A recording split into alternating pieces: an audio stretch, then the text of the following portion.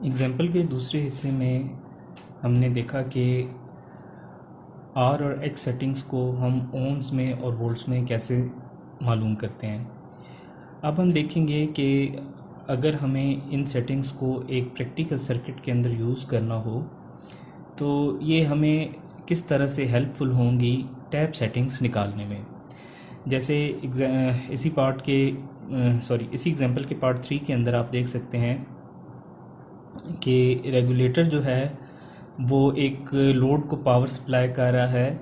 कितनी power supply कर रहा है? 2500 kVA और 4.16 वोल्ट के ऊपर ये सप्लाई कर रहा है। और पावर फैक्टर जो है लोड का वो है हमारे पास 0.9 लैगिंग। अब नेक्स्ट पार्ट में हमें ये बताया गया है, यानी तीसरे पार्ट के जो नेक्स्ट पॉइंट है इसमें हमें ये बताया गया है कि if the voltage at the load centre is 120 volt of band width 2 volt. अच्छा, अब यहाँ पे आपने कंफ्यूज नहीं होना। बेसिकली यहाँ पे लोड सेंटर से मुराद ये है कि जो भी आपके लोड के ऊपर वोल्टेज आ रही है वो उसके कॉरस्पॉन्डिंग जो आपका कंपनसेटर बेसिकली एक इक्विपमेंट है, जैसे हम पहले देख चुके हैं कि वोल्टेज रेगुलेटर जो है ये एक कंप्लीट इक्विपमेंट है जिसके अंदर ऑटो ट्रांसफार्मर, कंपनसेटर और रिलेज वगैरह आ जाती हैं। तो अब इसके अंदर हम क्या देख रहे हैं कि अगर आपका एक रेगुलेटर मौजूद है जो कि किसी एक सर्टेन लोड पोजीशन की वोल्टेज को नोट कर रहा है, तो हम ये देखना चाह रहे हैं कि अगर आपके सपोज करें कि जी लोड चेंज होता है तो वोल्टेज ड्रॉप लाइन के ऊपर चेंज होता है, जिससे लोड को जो वोल्टेज मिल रही होगी as compared to sending end वो चेंज हो रही होगी। सो अब यहाँ पे ये बताया गया है कि जब आपके पास लोड सेंटर के ऊपर लोड के ऊपर एक रेटेड वैल्यू आ रही होगी, तब आपके पास जो लोड सेंटर है जहाँ पे आपने क्या लगाया हुआ है, जहाँ पे आपने रेगुलेटर लगाया हुआ है, वहाँ पे उसके कॉरस्पॉन्डिंग जो वोल्टेज रिले को मिलनी चाहिए वो 120 वोल्ट और बैंड विड्थ 2 वोल्ट होनी चाहिए। यानी 120 वोल्ट एक स्टैंडर्ड वैल्यू है या रेफरेंस वैल्यू है और 2 वोल्ट का हमने टॉलरेंस रखी है। 2 वोल्ट की टॉलरेंस का मतलब ये है क्योंकि जो हमारा ऑटो ट्रांसफार्मर है उसने वोल्टेज को स्टेप अप भी करना है और स्टेप डाउन भी करना है। इसका मतलब है ये 2 वोल्ट इन दोनों पॉइंट्स को एडजस्ट करेगा। यानी अगर आपके पास 120 वोल्ट रेफरेंस वोल्टेज है तो हमारे पास हम इसको इस तरह से कुछ मैप कर सकते हैं कि अगर हमारे पास 120 वोल्ट रेफरेंस वैल्यू है तो जो टॉलरेंस है हमारे पास इस केस के अंदर, यानी वोल्टेज का बढ़ना जिसको हम कहते हैं वोल्टेज स्वेल, तो अगर आपके वोल्टेज किसी वजह से बढ़ती है तो आप 1 वोल्ट का टॉलरेंस यहाँ पे रखेंगे, ठीक है। और इसी तरह अगर आपकी वोल्टेज कम होती है तो मैक्सिमम आपकी 1 वोल्ट जो है ना वो टॉलरेंस है। यानी ये टर्म्स हम पहले क्लास के अंदर देख चुके हैं कि जब आपकी वोल्टेज एक सर्टेन वैल्यू से इंक्रीज करती है तो इसको आप कहते हैं वोल्टेज स्वेल, और वोल्टेज के कम होने को आप कहते हैं वोल्टेज सैग। ये टेक्निकल टर्म्स हैं इसलिए आपको ये पता होनी चाहिए। सो अब हमारे पास क्या है कि ये जो इतना वोल्टेज सैग और स्वेल है ये टॉलरेबल है, ठीक है। अब आपने जो चीज़ यहाँ पे नोट करनी है वो ये है कि ये जो 120 वोल्ट है ये एक्चुअल लोड की वोल्टेज नहीं है, बल्कि लोड के ऊपर जो वोल्टेज आएगी उसके कॉरस्पॉन्डिंग आपकी कंपनसेटर के ऊपर जो वोल्टेज है वो 120 वोल्ट होनी चाहिए, ठीक है। और बैंड विड्थ क्या है 2। ये बैंड बड़ी इंपॉर्टेंट है, क्योंकि ये बैंड विड्थ हमें टॉलरेंस दे रही है। इसका मतलब ये है कि आप वोल्टेज को 1 वोल्ट ऊपर भी लेके जा सकते हैं या 1 वोल्ट नीचे भी लेके जा सकते हैं। या इन अदर वर्ड्स अगर आप वोल्टेज 1 वोल्ट 120 से ऊपर भी चली गई है या नीचे आ गई है तो स्टिल आप की जो ऑटो ट्रांसफार्मर की टैप सेटिंग्स हैं उनमें कोई चेंजेस नहीं अकर होंगी। लेकिन अगर ये आपकी वोल्टेज इन टॉलरेंसेस लेवल से भी बाहर चली गई है, ठीक है, यानी आपकी वोल्टेज 119 से कम हो गई है या 121 से भी ज़्यादा होगी। यहाँ पे क्योंकि बैंड विड्थ आपकी 2 है, बैंड विड्थ बेसिकली क्या कहते हैं, जो आपकी मैक्सिमम और मिनिमम अलोएबल वोल्टेज है उन दोनों के गैप यहाँ पे है बैंडविड्थ। यहाँ पे बैंडविड्थ की यूनिट फ्रीक्वेंसी में नहीं आएगी, यहाँ पे बैंडविड्थ की unit in terms of voltage आएगी। सो अब आपके यहाँ पे जो बैंडविड्थ बनती है वो 119 है, ठीक है, और यहाँ पे जो बैंडविड्थ है ये आपकी बेसिकली 121 है। तो ये बेसिकली सेटिंग्स किसके लिए हैं, ये रिले के लिए हैं। हम देखना ये चाह रहे हैं कि जो हमारी रिले ऑपरेट करे, रिले ने बेसिकली क्या करना है, ऑटो ट्रांसफार्मर को सिग्नल देना है, या जो ऑटो ट्रांसफार्मर से पहले एक मोटरिंग मैकेनिज्म लगा होगा जिसने ऑटो ट्रांसफार्मर की टैप सेटिंग्स को चेंज करना है, उसको एक सिग्नल प्रोवाइड करना है कि अब वो आइदर टैप्स को एडिटिव में डाले या सब्ट्रैक्टिव में डाले, और जो इफेक्ट हो और टैप आपकी कौन सी सिलेक्ट होनी चाहिए, यानी आप आइदर वोल्टेज को बढ़ाना चाह रहे हैं, कम करना चाह रहे हैं, और कितना बढ़ाना चाह रहे हैं। ये जो मेन चीज़ें हैं ये आपकी रिले से मोटरिंग मैकेनिज्म पे जाएगा और मोटरिंग मैकेनिज्म आगे टैप सेटिंग्स को चेंज करेगा। सो बेसिकली जो ये 120 वोल्ट है, हमें ये बता रहा है कि जब आपके लोड के ऊपर एक सर्टेन वोल्टेज आ रही है तो 120 वोल्ट जब रिले पे आएगी उसके कॉरस्पॉन्डिंग, यानी 120 वोल्ट जब रिले के ऊपर आ रही होगी तो इसका मतलब है जितनी रेफरेंस वोल्टेज लोड को चाहिए, यानी लोड को 120 वोल्ट रेफरेंस नहीं चाहिए, लोड की रेफरेंस वोल्टेज तो हो सकता है जिस तरह हमारे इस केस में रेटेड वोल्टेज 4.16 है, हो सकता है यही हो, ठीक है। हो सकता है कि लफ्ज़ मैं इसलिए यूज़ कर रहा हूँ क्योंकि ये जो 4.16 वोल्ट है यहाँ पे ये फिलहाल लोड पे अपीयर हो रही है, ठीक है। तो अब जैसे इस पार्ट के अंदर हमने क्या करना है कि हम एवेलुएट करेंगे कि आया जब ये लोड है, यानी जब इतनी पावर डिलीवर हो रही है, इतना पावर फैक्टर है, उस वक्त लाइन के ऊपर कितना लॉस हो रहा है, और लाइन के ऊपर वोल्टेज लॉस यानी वोल्टेज ड्रॉप कितना हो रहा है, और उस वोल्टेज ड्रॉप के कॉरस्पॉन्डिंग सेंडिंग और रिसीविंग में डिफरेंस कितना आ रहा है, ठीक है। अब आपका जो सेंडिंग एंड है हमें पता है कि वो उसके कॉरस्पॉन्डिंग जो है 120 वोल्ट आपका जो है पीटी की सेकेंडरी पे आएगा, ठीक है। अब अगर सी जो आपकी रिले के कॉरस्पॉन्डिंग वोल्टेज आनी है, ठीक है, मैं बेसिकली यहाँ पर बात कर रहा हूँ, यानी अब यहाँ पे अज्यूम करते हैं कि जो आप वोल्टेज दे रहे हैं उसके कॉरस्पॉन्डिंग यहाँ 120 वोल्ट आ रहा है। यहाँ पे हम सिर्फ अभी फिलहाल मैग्नीट्यूड की बात कर रहे हैं, ठीक है।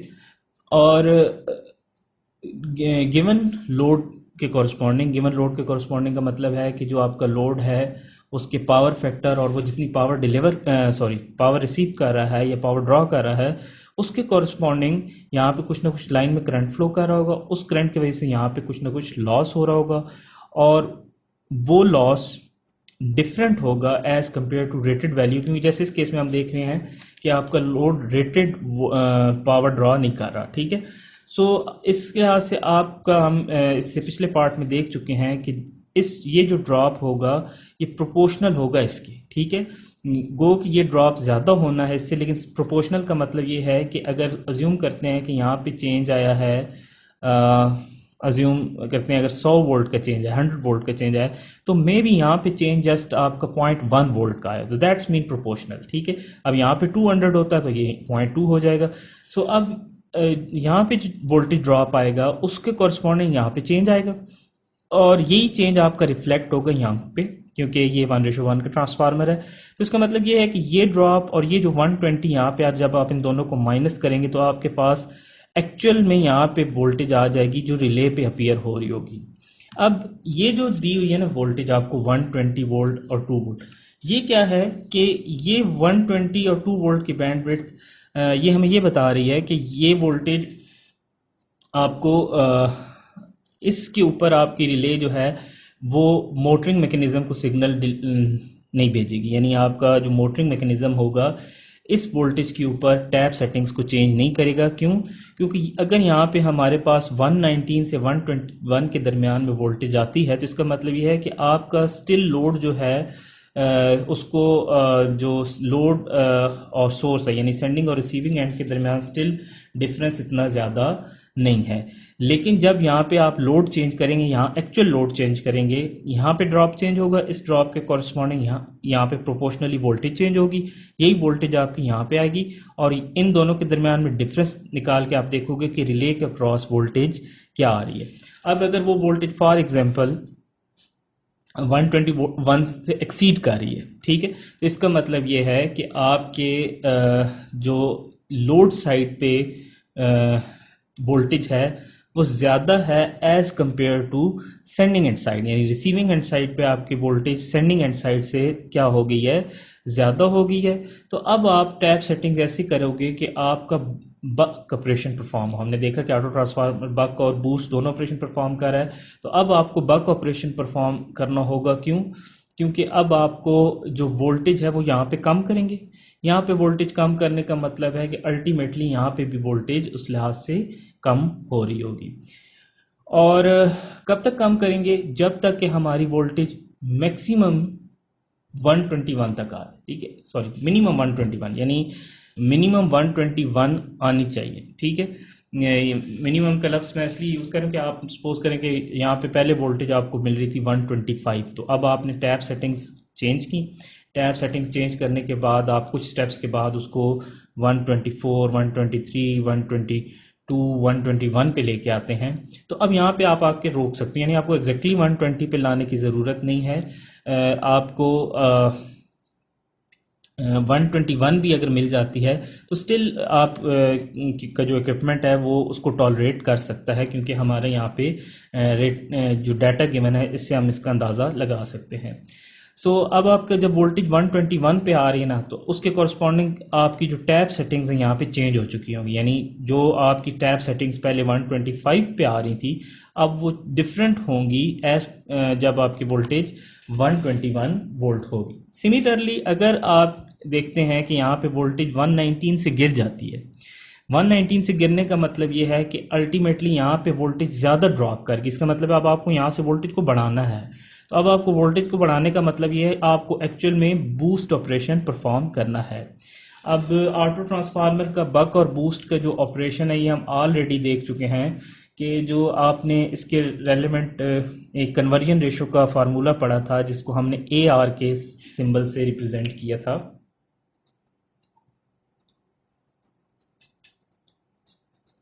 ठीक है, तो इसके अंदर ये जो माइनस है ना ये बड़ा सिग्निफिकेंट है, यानी जब आप बूस्ट ऑपरेशन परफॉर्म कर रहे होंगे तो आपको इस रिलेशन में कोई चीज़ ऐसे चेंज नहीं करनी होगी, लेकिन जब आप बक ऑपरेशन आपने परफॉर्म करना है in case of in case कि अगर आपकी लोड की वोल्टेज सेंडिंग एंड से ज़्यादा हो जाती है तब यहाँ पे आपको क्या करना पड़ेगा, आपको यहाँ पे प्लस साइन यूज़ करना पड़ेगा। और प्लस साइन कैसे आता है, आपको जो स्लाइड्स प्रोवाइड की गई हैं उनके अंदर डेरिवेशन की गई है। बेसिकली यहाँ पे प्लस साइन के आने का मतलब ये है कि आप एक्चुअल में जो आपकी परमानेंट या फिक्स्ड कॉइल होती है जिसको आप शंट कॉइल भी बोलते हो, उसका सीरीज के साथ कनेक्शन ही टोटली चेंज कर देते हो। यानी पहले अगर आपने डॉट को उसके अनडॉट से जोड़ा हुआ था तो अब आप टोटली उसका कनेक्शन दूसरे टर्मिनल के साथ कर देंगे। तो इस तरह ये जो ऑपरेशन होगा वो क्या हो जाएगा, चेंज हो जाएगा।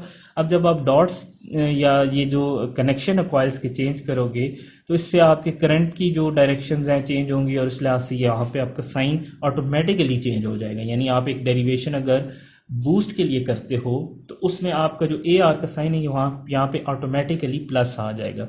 सो यहाँ पे भी क्योंकि हमें डेरिवेशन ऐसे रिक्वायर्ड नहीं, तो आपने याद रखना है कि जब हमें बक ऑपरेशन परफॉर्म करना है, सही है, तो यहाँ पे आपका प्लस आएगा। सॉरी मैंने अगर पहले उल्टा मैंने बोला है तो मैं उसको दोबारा से करेक्ट कर देता हूँ कि यहाँ पे अगर आपने बक ऑपरेशन परफॉर्म करना है यानी आपने वोल्टेज को कम करना है तो यहाँ पे आपका प्लस आएगा, ठीक है। और अगर आपने बूस्ट ऑपरेशन परफॉर्म करना है, ठीक है, यानी आपने वोल्टेज को क्या करना है, बढ़ाना है, तो तब आपका यहाँ पे क्या आ रहा होगा, माइनस साइन, ठीक है। माइनस साइन के आने की सिग्निफिकेंस और प्लस साइन की सिग्निफिकेंस हम देख चुके हैं कि हमारे पास जो ये रेशो है ये कभी भी आपकी 1 से ग्रेटर नहीं होगी, ठीक है, because N2 is always less than N1। यानी आप N2 का क्या मतलब है कि आप सीरीज कॉइल के कितने टर्न्स यूज़ करें, ठीक है। अगर आप मैक्सिमम भी यूज़ कर लेते हैं N2 तो स्टिल N2 के जो टर्न्स जो नंबर ऑफ टर्न्स हैं N2 they are far less than N1, ठीक है। तो N2 N1 से काफ़ी कम है, तो इसलिए ये रेशो आपकी हमेशा क्या है, बहुत कम आनी है, ठीक है। तो 1 माइनस ये समथिंग 0 पॉइंट समथिंग नंबर है, ठीक है, तो आपका जो रिजल्ट आएगा वो 1 से थोड़ा सा कम आ जाएगा, ठीक है। और अगर यहाँ पे प्लस होता तो वही रिजल्ट 1 से थोड़ा सा ज़्यादा आ जाता। तो मैक्सिमम कितना ज़्यादा और कम आ सकता है, जो हम स्टेप रेगुलेटर इस केस में पढ़ रहे हैं इसमें हमने देखा है कि आप मैक्सिमम बूस्ट 10% वोल्टेज का करते हैं और मैक्सिमम जो बक वोल्टेज करते हैं वो भी आपका 10% का होता है, ठीक है। तो यानी अगर आपने एक्चुअल में यहाँ से अगर आपका 100 वोल्ट जा रहा है तो आप यहाँ जो वोल्टेज को मैक्सिमम यानी अगर आपका 100 वोल्ट यहाँ से रेफरेंस के तौर पे जा रहा है तो 90 और 110 वोल्ट होगा। अच्छा, यहाँ पे मैं फिर दोबारा क्लियर कर दूं कि ये मैं अब एक्चुअल सर्किट की बात कर रहा हूँ जिसके अंदर ये वाली इम्पीडेंस आ रही है। ये जो सर्किट है जिसके अंदर वोल्टेज कन्वर्ट होकर आ रही है, अब अगर आपके यहाँ पे 100 आ रहा है तो उसके क्योंकि यहाँ पे हमने एक सर्टेन ट्रांजिट रेशियो डिफाइन किया और ये क्योंकि स्टेप डाउन वोल्टेज है तो फिर यहाँ पे जो कंपनसेटर की ये वाली वोल्टेज होगी ये भी उस लिहाज से चेंज हो जाएगी। सो फॉर टाइम बीइंग हम जो रेगुलेटर पढ़ रहे हैं स्टेप टाइप रेगुलेटर, इसके अंदर हमने देखा कि हम कंपनसेटर की जो सेकेंडरी की वोल्टेज है यहाँ पे पीटी के अंदर ये 120 वोल्ट ही रखनी है और जो करंट है रेटेड वो हमारा कितना रहना है 5 एम्पेयर। सो अब हम एग्जांपल की तरफ आते हैं। एग्जांपल में हमने क्या करना है कि हमारे पास एक रेगुलेटर एक सर्टेन लोड को पावर डिलीवर कर रहा है, ठीक है, और हमने देखना है कि इस पावर के कॉरस्पॉन्डिंग लाइन में से कितना करंट गुजर है। उस करंट से हम क्या देख सकते हैं, लाइन के अंदर होने वाला एक्चुअल ड्रॉप भी निकाल सकते हैं, ठीक है। लेकिन एक्चुअल में हमें उस ड्रॉप की ज़रूरत नहीं है, क्यों? क्योंकि हमें एक्चुअल में जो कंपनसेटर के अंदर ड्रॉप होना हमें उसकी ज़रूरत है। तो हम क्या करेंगे कि जो लाइन के अंदर करंट है उसको कन्वर्ट कर लेंगे कॉरस्पॉन्डिंग कंपनसेटर करंट के अंदर, ठीक है। यानी जो आपका करंट यहाँ पे लाइन में फ्लो हो रहा है इसको हम कन्वर्ट कर लेंगे कॉरस्पॉन्डिंग करंट जो इधर फ्लो हो रहा है इन आर डैश और एक्स डैश या आर सेट और एक्स सेट पे। इस करंट को यूज़ करके हम क्या निकाल सकते हैं, यहाँ पे होने वाला वोल्टेज ड्रॉप कैसे निकाल सकते हैं। हमने आर सेट और एक्स सेट ऑलरेडी सेट किया हुआ है corresponding to this R line and X line। so हमारे पास ये हमने ऑलरेडी सेट कर दिया है पहले पार्ट के अंदर। तो अब हम क्या करते हैं कि जो करंट आ रहा है उसके corresponding यहाँ पे वोल्टेज ड्रॉप आ जाएगा। ये वोल्टेज ड्रॉप हम यहाँ पे पुट करेंगे, ठीक है। सो अब अज्यूम करते हैं कि यहाँ पे जी 120 है। फॉर टाइम बीइंग हम अज्यूम करते हैं यहाँ 120। तो अब हम 120 में से इस वोल्टेज ड्रॉप को क्या करेंगे माइनस, इसके कॉरस्पॉन्डिंग हमें यहाँ पे वोल्टेज ड्रॉप मिल जाएगा। तो हम चेक करेंगे कि आया ये वोल्टेज ड्रॉप 119 और 121 के दरमियान में है कि नहीं है। अगर तो 119 और 121 के दरमियान में ये वोल्टेज ड्रॉप है तो हमें यहाँ पे ऑटो ट्रांसफार्मर की कोई भी सेटिंग्स टैप सेटिंग्स को चेंज करने की ज़रूरत नहीं होगी। लेकिन अगर ये वोल्टेज 119 से कम है तो हमें इसका मतलब ये है कि यहाँ पे टैप सेटिंग्स के साथ कुछ ऐसा करना होगा कि हमारी वोल्टेज बूस्ट होके यहाँ पे एटलीस्ट 119 आ जाए, ठीक है। और यहाँ पे जब 119 आएगी तो उसके कॉरस्पॉन्डिंग हम यहाँ पे वोल्टेज या ये क्योंकि आप अगर यहाँ पे रेफरेंस, क्योंकि इस केस में हम यहाँ वाली वोल्टेज को रेफरेंस ले रहे हैं तो इसका मतलब है कि आपने जब यहाँ पे 119 आएगी तो इसका मतलब है यहाँ पे उस वक्त आप टैप सेटिंग्स चेंज कर चुके होंगे। तो इस टैप सेटिंग चेंज करने का मतलब यहाँ पे आप बूस्ट ऑपरेशन परफॉर्म कर चुके होंगे। तो इस रेफरेंस के कॉरस्पॉन्डिंग आपकी ये वाली वोल्टेज इंक्रीज हो चुकी होगी। इसी तरह अगर आपकी वोल्टेज 121 से ज़्यादा हो जाती है, ठीक है, तो 121 से ज़्यादा होने का मतलब ये है 121 से ज़्यादा क्या है कि यानी आपने जो यहाँ पे करंट फाइंड किया है उसके कॉरस्पॉन्डिंग जो यहाँ पे करंट आया है उसके बाद हमने यहाँ पे ड्रॉप निकाला। ये ड्रॉप जब आप इससे माइनस करते हो और उसके बाद आपका 121 से वोल्टेज यहाँ पे ज़्यादा आ रही है। तो 121 से वोल्टेज ज़्यादा आने का मतलब ये होगा कि आपका अल्टीमेटली जो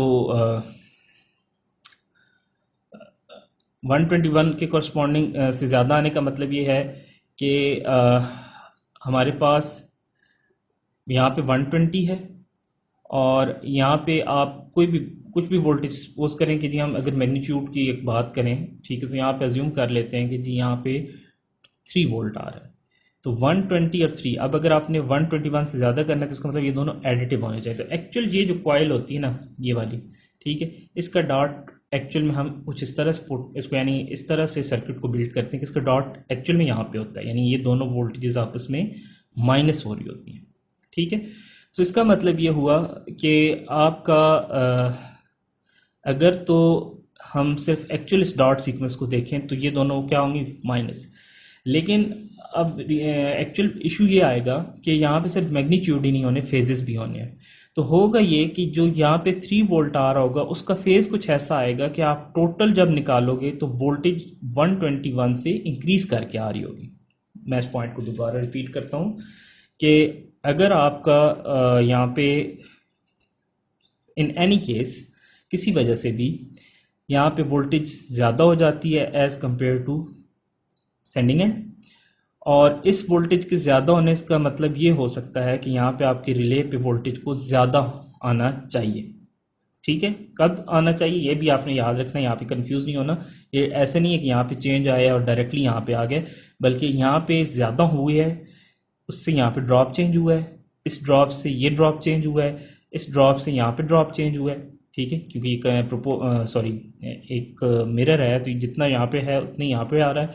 तो अब आपका ये कॉइल और ये कॉइल ये 120 पे ही अगर हम ज्यूम करते हैं फिक्स है, तो ये और ये कुछ इस तरह से, यानी इनके आल दो ये दो प्लस आपस में कनेक्ट है तो ये सब्ट्रैक्टिव पोलैरिटी है, लेकिन स्टिल ये कुछ ऐसा रिजल्ट आपको देंगे कि आपकी यहाँ पे वैल्यू 121 से इंक्रीज आएगी। तो अब ये कुछ ऐसा ऑपरेशन आ रहा होगा। अब अगर ये 121 से इंक्रीज आती है तो रिले ने अब क्या करना है, क्योंकि आपकी रिसीविंग एंड की वोल्टेज सेंडिंग एंड से ज़्यादा हो गई है, तो जब भी वोल्टेज के मैग्नीट्यूड्स, ये जो 121 है ये मैग्नीट्यूड है, तो जब भी वोल्टेज के मैग्नीट्यूड्स में डिफरेंस आता है तो रिएक्टिव पावर का फ्लो जो होता है वो चेंज हो जाता है। ठीक है, सो इसका मतलब ये है कि अगर आप अज्यूम करते हैं कि जी रिसीविंग एंड की वोल्टेज सेंडिंग एंड से फॉर एनी केस चेंज ज़्यादा होगी है, ठीक है, तो इसका मतलब ये है कि आपकी जो रिएक्टिव पावर होगी Q होगा, ये आपका फ्रॉम लोड टू सोर्स आ रहा होगा। ठीक है, अब हम क्योंकि यहाँ पे रिएक्टिव पावर के मुतालिक नहीं देख रहे, यहाँ पे सिर्फ ये मैंने एक आपको कॉन्सेप्ट समझाने के लिए बताया है, यहाँ पे हम सिर्फ वोल्टेज को एक रेफरेंस पे लाने के लिए देख रहे हैं। तो अब अगर आपने 121 पे इसको दोबारा लेकर आना है तो ऑफ कोर्स आपको यहाँ पे वोल्टेज क्या करनी होगी, कुछ इस तरह से सेट करनी होगी कि आपकी ये वोल्टेज गिरे, इस वोल्टेज के गिरने से यहाँ पे ड्रॉप चेंज हो, इस ड्रॉप के चेंज होने से यहाँ पे ड्रॉप चेंज हो, इस ड्रॉप यही ड्रॉप यहाँ पे रिफ्लेक्ट हो, और इन दोनों का एडिशन कुछ इस तरह से आए। एडिशन से मुराद ये है कि जब आप इसमें से इसको माइनस करें तो स्टिल क्योंकि हम फेज को अभी यहाँ पे नहीं ला रहे, तो मे भी उस फेज की वजह से वहाँ पे आपका रिजल्ट एडिटिव में आ रहा हो। तो अब आपका कुछ रिजल्ट इस तरह से आए कि यहाँ पे आपकी वोल्टेज जो है एटलीस्ट 121 पे वापस आ जाए। ठीक है, तो अब आपकी टैप सेटिंग्स यहाँ पे कुछ इस तरह से होनी है। तो इस एग्जांपल के अंदर हम ये दो केस डिस्कस करें, यानी दो डिफरेंट केस हैं, एक के अंदर बक ऑपरेशन करना है, एक के अंदर बूस्ट है। तो इस एग्जांपल के अंदर सिर्फ हम क्या कर रहे हैं, बूस्ट ऑपरेशन परफॉर्म कर रहे हैं। ठीक है, ये अभी जब हम सॉल्व करेंगे तो आप देखेंगे कि यहाँ पे हमें क्या करना है, बूस्ट ऑपरेशन को परफॉर्म करना है। सो अगर आप इंटरेस्टेड हैं कि जी यहाँ पे किस केस में बक ऑपरेशन आ सकता है, तो आपको एक असाइनमेंट दी गई है। ठीक है, आप उसको सॉल्व करें। अगर इन केस रिजल्ट्स में कहीं कोई इशू आता है, आपको कुछ समझ नहीं आ रहा, तो आप मुझसे कांटेक्ट कर सकते हैं। अच्छा, यहाँ पे मैं एक और बात वाज़ेह करते चलूँ कि हमने क्लास में देखा था कि जो आपकी रिले होगी इसके अंदर 3 तरह की सेटिंग्स अवेलेबल होंगी। एक आपको वोल्टेज रेफरेंस सेट कर सकते हैं, टॉलरेंस सेट कर सकते हैं, और डिले सेट कर सकते हैं। ठीक है, डिले का मतलब ये होगा कि आपने जो यहाँ पे कैलकुलेशंस परफॉर्म करनी है कि आप आइदर टैप को ज़्यादा करना चाहते हो, कम करना चाहते हो, ये एक्शन इंस्टेंट नहीं होगा, यानी आप कुछ डिले देंगे। अगर आपकी for example for some reason voltage अगर ये टॉलरेंस क्रॉस करती है, ठीक है, तो इट डजेंट मीन कि आप फ़ौरन जो है उसको रेफरेंस की तरफ लेके आओगे या फ़ौरन 121 की तरफ लेकर आओगे, बल्कि आप हो सकता है आपको कुछ डिले चाहिए हो जिसके बाद आप एक्शन लें। तो बेसिकली इस डिले का मकसद ये होता है कि समटाइम्स जो वोल्टेज के अंदर सैग या स्वेल अकर होता है वो किसी नॉर्मल ऑपरेशन की वजह से भी हो सकता है। फॉर एग्जांपल अगर कोई फॉल्ट ऐसा आया, टेम्परेरी फॉल्ट आया है जिसकी वजह से थोड़ी देर के लिए आपकी जो वोल्टेज है उसमें कोई डिप आया है, सैग आया है, या कोई किसी वजह से वोल्टेज का बूस्ट आया है, तो आप वेट करेंगे मे बी वो जो सैग और स्वेल है वो खुद ब खुद कुछ मिली सेकेंड्स के अंदर या एक आध सेकंड के अंदर क्या हो रिमूव हो जाए, तो आपको यहाँ पे टैप सेटिंग्स को चेंज नहीं करना पड़े। बिकॉज टैप सेटिंग को चेंज करने के लिए आपने यहाँ पे क्या लगाई होनी है, एक मोटर लगाई होनी है और उसने पावर सिस्टम से ही इन पावर कंज्यूम करनी है। ठीक है, तो अब अगर आप हर एक छोटे से या एक स्मॉल इंटरवल के अंदर आने वाली चेंजेस पे भी एक्शन लेना शुरू कर देंगे, तो इसका मतलब ये होगा कि आपकी जो वो मोटर होगी वो हर कुछ मिली सेकंड बाद उसको अपनी पोजीशन चेंज करनी पड़ेगी।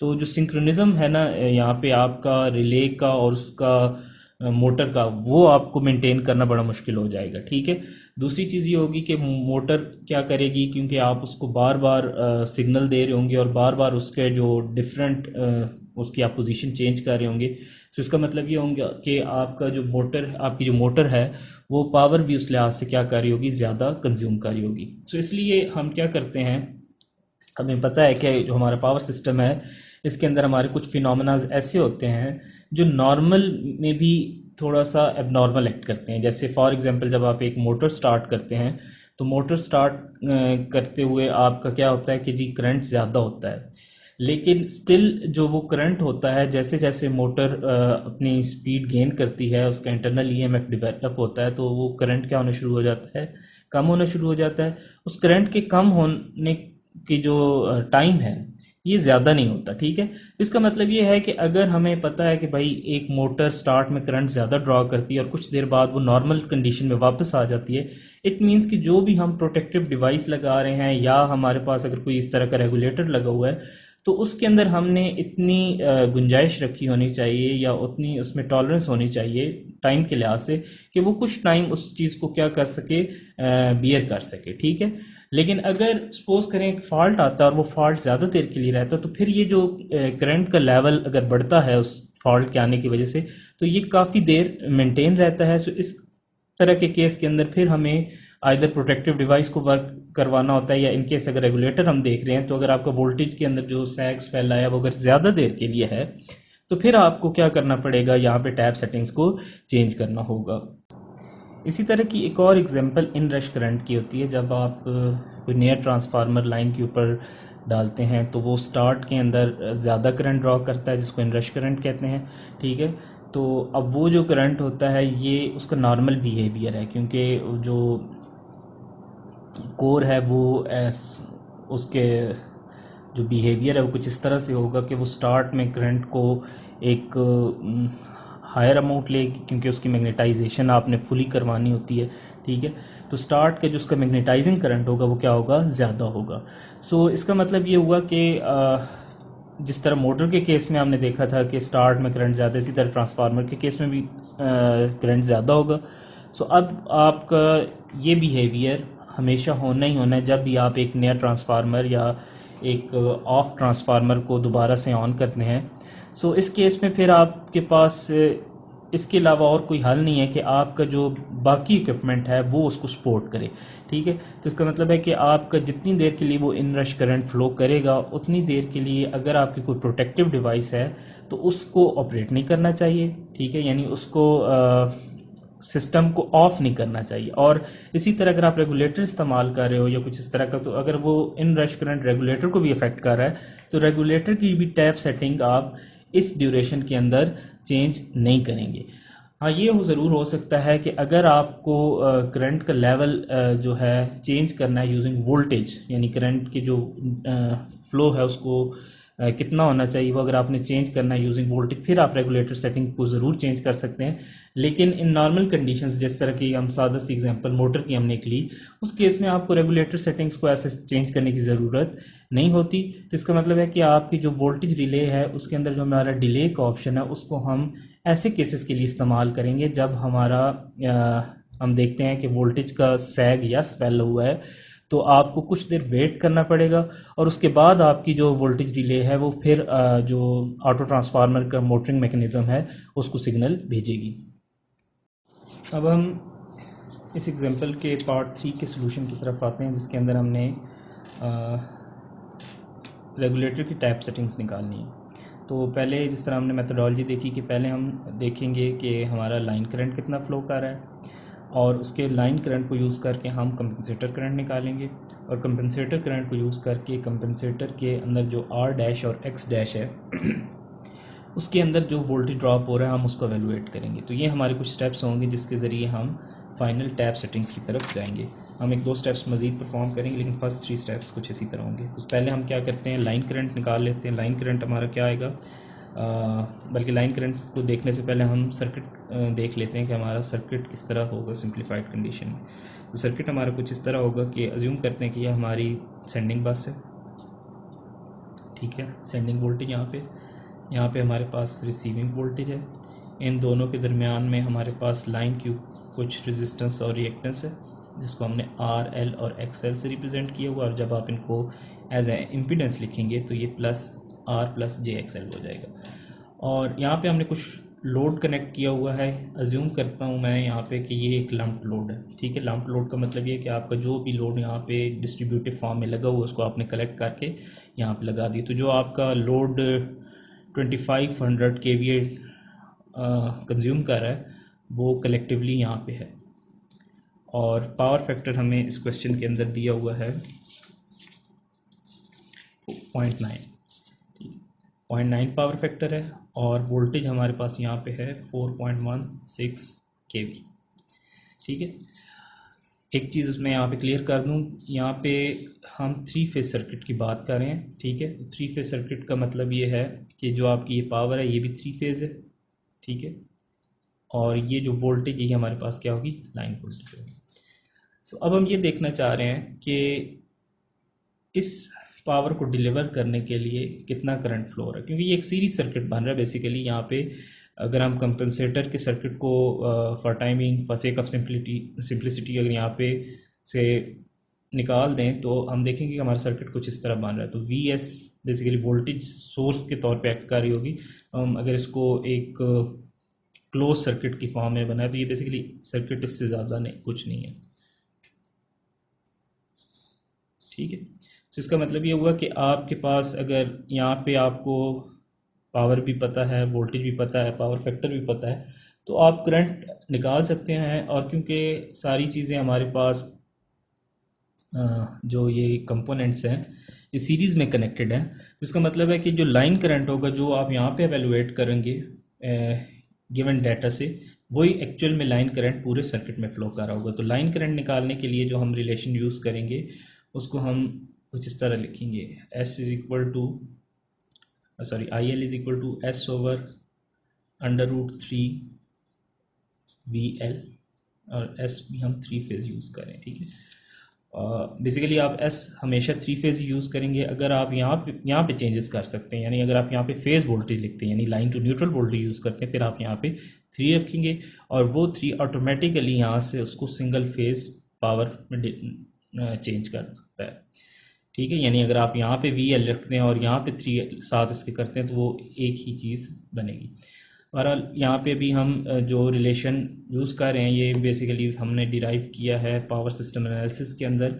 तो हमारे पास S 3 फेज होता है 3 IL VL, और यहाँ पे बेसिकली S हमारे पास, अगर तो आप कम्प्लेक्स पावर देख रहे हैं, ठीक है। कम्प्लेक्स पावर का मतलब ये है कि हमारे पास जो S है इसका फेज़ भी आएगा। तो इसको हम कुछ इस तरह से लिख सकते हैं, मैं इसको जो अरेंजमेंट आप पहले पढ़ते आ रहे हैं मैं उसी फॉर्म में लिख रहा हूँ, 3 इंटू √3 सॉरी √3 VL, यहाँ पे भी √3 था, √3 VL IL और IL का कॉन्जुगेट। तो this is the formula for 3 phase complex power. और अगर आप इसको एज ए एपरेंट पावर लेते हैं इस S को, तो इसका मतलब है एपरेंट पावर क्या होती है, कम्प्लेक्स पावर का मैग्नीट्यूड, ठीक है। तो अगर हम S3 फेज का सिर्फ मैग्नीट्यूड लेते हैं तो आपको सिंपली क्या करना है, √3 VL IL, ठीक है। और ये मैग्नीट्यूड्स हैं दोनों। अब यहाँ पे क्योंकि जो IL हमें चाहिए ये हमारे पास सिंपल क्या दे रहा है, ये हमारे पास फेज़र है, ठीक है। तो फेज़र होने का मतलब ये है कि इसका मैग्नीट्यूड भी है और उसका एंगल भी है। तो अब अगर हम दोनों चीज़ें इकट्ठी निकालना चाह रहे हैं तो आप इस रिलेशन पे भी जा सकते हैं, नहीं तो इसका एक और तरीका यहाँ पे, इसी को मैं थोड़ा मॉडिफाइड फॉर्म में लिखता हूँ इस डाटा को एज इट इज़ यूटिलाइज़ करने के लिए, कि आप आई एल को लिख सकते हैं, अगर आपने मैग्नीट्यूड निकालना है तो आप सिंपल यही लिखें, ठीक है, यानी जितना पावर का मैग्नीट्यूड दिया वी एल। और अब क्योंकि हमारे पास जो पावर फैक्टर दिया उसके साथ मेंशन किया गया है क्वेश्चन के अंदर कि ये लैगिंग पावर फैक्टर है, दिस इज़ वेरी इंपॉर्टेंट, ठीक है, क्योंकि इससे कबल हम देख चुके हैं कि आपका यहाँ पे किसी भी केस के अंदर कुछ ऐसे केसेस हो सकते हैं जिसके अंदर आपका रिसीविंग एंड की वोल्टेज सेंडिंग एंड से ज़्यादा हो जाए, और उन केसेस के अंदर मोस्ट प्रोबेबली जो पॉसिबल है वो यही है कि आपका यहाँ पे जो पावर फैक्टर है यहाँ पे वो लीडिंग है। लीडिंग के केस में आपका क्या हो सकता है, वी आर वी एस से ग्रेटर हो सकता है और आपके रिएक्टिव पावर का फ्लो क्या हो सकता है, चेंज हो सकता है। लेकिन यहाँ पे लैगिंग का मतलब ये है कि यहाँ पे जो आपका लोड है उसका ओवरऑल बिहेवियर इंडक्टिव है। सो इस तरह के केस के अंदर जब आपने करंट का फेज निकालना होता है, ठीक है, मैग्नीट्यूड तो आपने सिंपल क्या कर दिया, आपको वोल्टेज का गिवन है, ठीक है, और ये क्योंकि जो ये वाला वी एल है ये लाइन वोल्टेज है, इसको हम एज अ रेफरेंस ले रहे हैं, तो इस केस में अगर आप इसको एज अ फेज़र लिखते हो, ठीक है, अगर आप वी एल को एज अ फेज़र लिखते हो तो ये आपका 4.16 केवी एंगल, अच्छा sorry, V line to neutral इसको कर लें, ताकि क्योंकि जो हम फेज़र बनाएंगे वो लाइन टू न्यूट्रल क्लास, तो ये आपको सिंपल आ जाएगा 4.16 के √3, और इसका आपके पास फेज़र क्या आ जाएगा 0। लाइन मैंने इसलिए हटाया कि जब आप लाइन के लिहाज से लेंगे ना तो लाइन टू न्यूट्रल के लिहाज से उसका एंगल 30 डिग्री आ रहा होगा, क्योंकि आपकी जो लाइन वोल्टेज होती है वो फेज़ वोल्टेज को लीड करती है 30 डिग्री पे। सो ये इस क्वेश्चन में इस डिस्कशन का पार्ट नहीं है। सो यहाँ पे हम दोबारा वापस इस पे आते हैं कि अगर हमारे पास करंट को हमने निकालना है तो करंट के अंदर हमारे पास क्या होगा कि आपने 3 फेज़ पावर ली √3 over V L, simple magnitudes यहाँ पे। अब फेज साथ ऐड करने के लिए आपने क्या करना है, जो आपको पावर फैक्टर गिवन है उसका आपने क्या करना है, कॉज इनवर्स एवेलुएट करना है, और ये तो हमने इसका क्या वैल्यू यूज़ कर ली, लेकिन ये जो आपके पास लैग लिखा है इसको भी हमने यहाँ पे यूटिलाइज करना है। अगर आपका पावर फैक्टर लैगिंग है तो तब आप यहाँ पे माइनस लगाएंगे। मैं यहाँ पे इसकी डेरिवेशन में नहीं जा रहा क्योंकि हम कम्प्लेक्स जो पावर है, जब पावर सिस्टम एनालिसिस कोर्स हमने पढ़ा था तो उसमें हमने इसकी डेरिवेशन की थी कि हमारे पास जब लैगिंग लोड होगा तो उस वक्त एस का जो फेज़ है वो भी पॉजिटिव आ रहा होगा, लेकिन आई एल का जो फेज़ है वो हमारे पास क्या आता है, नेगेटिव। और अगर आपका यहाँ पे लीडिंग लोड होता तो तब यहाँ पे आपका जो फेज़ के साथ आपका साइन है वो क्या हो जाता, पॉजिटिव हो जाता है, ठीक है। तो ये यहाँ पे पॉजिटिव आने का मतलब है कि आपका जो एस है उसके फेज़ में आपको नेगेटिव मिलेगा। तो यहाँ पे जब हम ये सारी वैल्यूज़ पुट करते हैं तो इन वैल्यूज़ के पुट करने के बाद हमारे पास जो आंसर आता है हम उसको देख लेते हैं कि हमारे पास जो एस है वो हमारा 2500 kVA गिवन है और वी एल 4.16 है, और जब आप पावर फैक्टर 0.9 लेके उसका कॉज इन्वर्स लेते हैं और -7 पुट करते हैं तो ओवरऑल यहाँ मैं डायरेक्ट आंसर लिख रहा हूँ, जो हमारा आई एल का आंसर आता है वो है 347 एंगल -25.84 डिग्री, ठीक है। और ये करंट कहाँ पे फ्लो कर रहा है, यहाँ पे। अब हमें इस करंट के कॉरस्पॉन्डिंग कंपनसेटर के अंदर करंट वोल्टेज ड्रॉप चाहिए। बेसिकली एक पॉइंट आप अभी यहाँ पे भी प्रूव कर सकते हैं, जैसे हमने पहले देखा कि आपका जो हमने देखा कि कंपनसेटर के अंदर हम सीटी और पीटी से करंट और वोल्टेज दोनों को स्टेप डाउन कर रहे हैं, तो इसका मतलब ये होगा कि जो वहाँ पे ड्रॉप होना है वो एक्चुअल में बहुत कम हो रहा होगा, ठीक है। लेकिन वो जो ड्रॉप होगा वो ड्रॉप प्रोपोर्शनल है यहाँ पे होने वाले ड्रॉप के। सो इट मीन्स कि आपका अगर यहाँ पे वहाँ पे ड्रॉप अगर कुछ वोल्ट्स के अंदर है तो मे भी यहाँ पे ड्रॉप किलो वोल्ट्स के अंदर हो। तो ये चीज़ यहाँ पे आप टेस्ट कर सकते हैं। कैसे टेस्ट कर सकते हैं कि आप अगर इसी वोल्टेज को 4.16 को आपने क्योंकि करंट एवेलुएट किया, उस करंट को यहाँ पे आप इस इम्पीडेंस से मल्टीप्लाई करें तो आपको कॉरस्पॉन्डिंग यहाँ पे वोल्टेज ड्रॉप मिल जाएगा, ठीक है। और फिर आप क्या करें कि इस वोल्टेज को, जो यहाँ पे वोल्टेज ड्रॉप आ रहा है, उसको इस वोल्टेज, ये जो 4.16 एंगल 0 आप सब्ट्रैक्ट करें तो आपके पास सेंडिंग एंड वोल्टेज आ जाएगी। बेसिकली क्लास के अंदर हमने फेजर डायग्राम्स ये पढ़ी हैं कि अगर आप सपोज करें रेफरेंस रिसीविंग एंड वोल्टेज लेते हो तो अगर आपका यहाँ पे ये impedance inductive behaviour overall show करी तो ओवरऑल इम्पीडेंस का फेज़र कुछ ऐसा बनता है। तो यहाँ से इस तरह करके आप क्या बना सकते हो, सेंडिंग एंड का फेज़र। तो अब इस फेज़र डायग्राम में हम देख सकते हैं कि आपकी सेंडिंग एंड रिसीविंग एंड से ज़्यादा है। तो जब आप यहाँ पे वी आर और यहाँ पे ड्रॉप निकाल लो तो आप दोनों को ऐड करो, क्योंकि यहाँ पे जो वी एस फेज़र है हमारा ये बेसिकली फेज़र सम है वी आर और आई जेड का।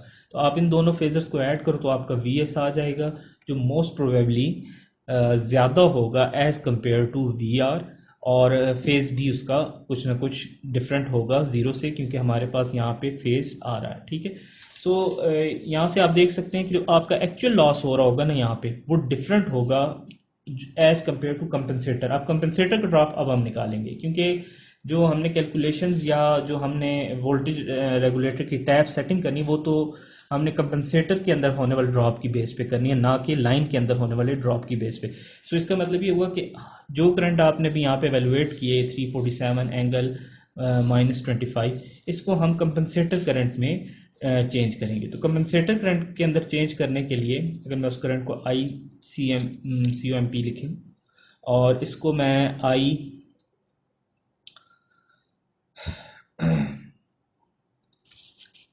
इसको मैं, जैसे हमने CTP और CTS ये दो यूज़ किए थे, ठीक है। तो अब बेसिकली हमने निकालना क्या है, CTS निकालना है, ठीक है।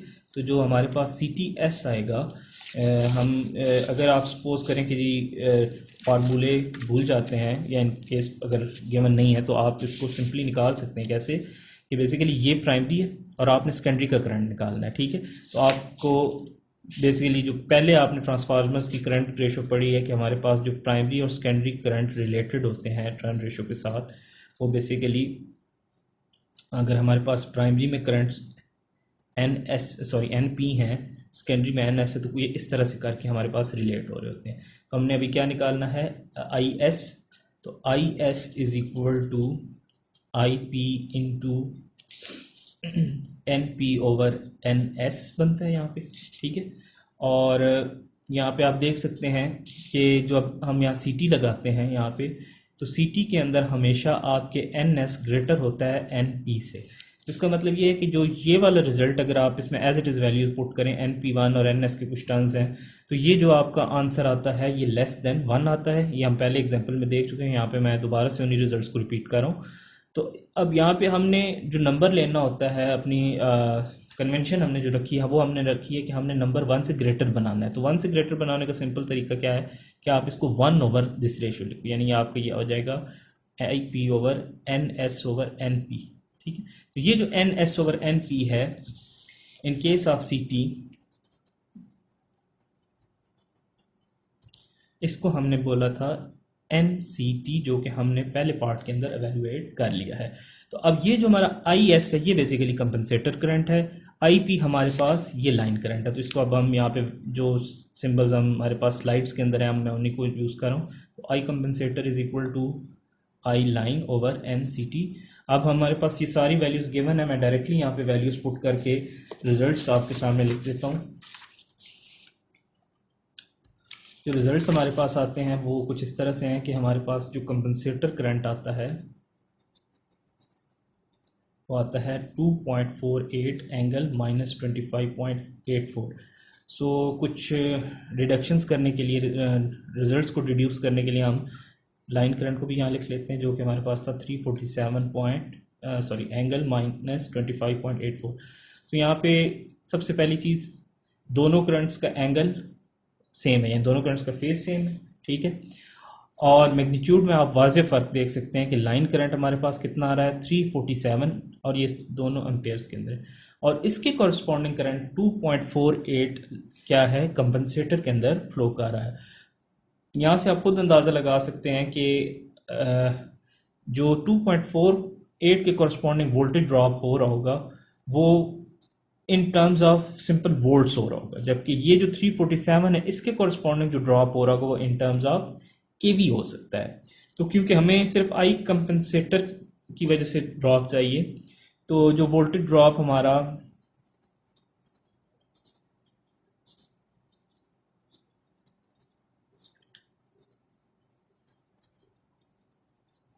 आर सेट और एक्स सेट के क्रॉस हो रहा है। इसको हम देखते हैं कि ये हमारा कितना आता है। आपने आई कंपनसेटर को जो वैल्यूज़ हमने इसकी एवेल्यूएट ऑलरेडी की हैं उनके साथ मल्टीप्लाई करना है, और जो इनकी वैल्यूज़ हमने निकाली हैं वो हमारे पास है 2.1 प्लस जे 6.3। ठीक है, ये ओम्स में आपने यूज़ करनी है। हमने बेसिकली दो तरह की वैल्यूज़ निकाली थी, एक वोल्टेज की फॉर्म में और एक ओम्स की फॉर्म में। तो ये जो भी आपने वैल्यू यूज़ करनी है ओम्स में, क्योंकि आपने करंट को अलग से यहाँ पे मल्टीप्लाई करना है वोल्टेज ड्रॉप निकालने के लिए। ठीक है, तो यहाँ पे आप आई कंपनसेटर से मल्टीप्लाई कर रहे हो तो ये आपके पास आ जाएगा, सॉरी आर सेट और एक्स सेट यहाँ देख। सो अब आप जब इसके साथ यहाँ पे मल्टीप्लाई करेंगे 2.48 एंगल -25.84, सो हमारा फाइनल रिजल्ट जो आएगा वो आएगा 16.47 एंगल 45.72।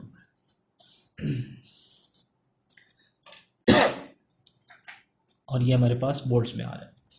सो अब यहाँ पे हम देख सकते हैं कि जो हमारा वोल्टेज ड्रॉप आ रहा है वो हमारे पास कितना आ रहा है, 16.47 एंगल 45.72।